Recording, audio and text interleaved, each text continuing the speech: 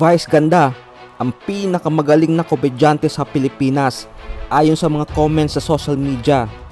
Pero mas nakakagulat ang sinabi ni Ryan Bang na si Vice Ganda umano ang siyang pinakamagaling na komedyante sa buong mundo.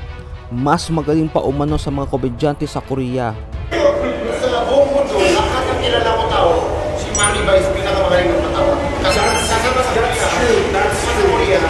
Si Vice Ganda ay sumambulat sa kamalayan ng mga Pilipino noong 2009 sa It's Showtime, ang simula ng karera ni Vice Ganda sa entertainment industry.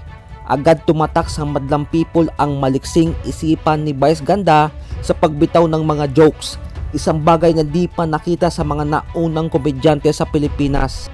Dahil dito, si Vice Ganda dapat ang spokesperson ng Pilipinas para makasabay ang Pilipinas sa mga birada ng China.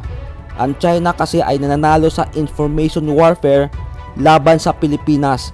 Napapalitaw nila sa kanilang mga pahayag na ang Pilipinas ay kontrabida, kriminal, magulo at salbahe.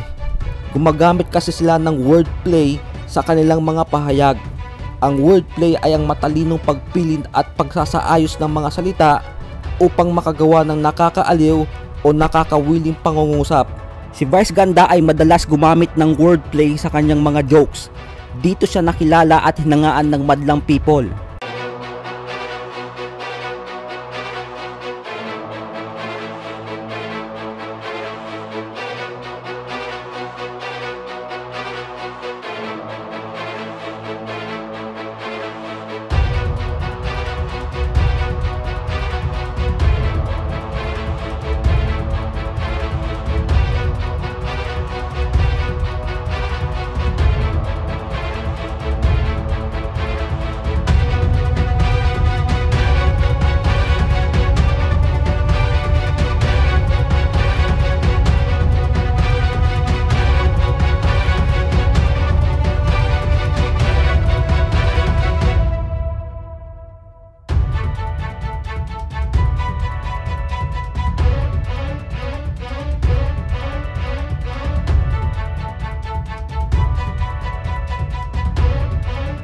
Ang kasalukuyang spokesperson ng Pilipinas ay hindi makasabay sa mga tirada ng China.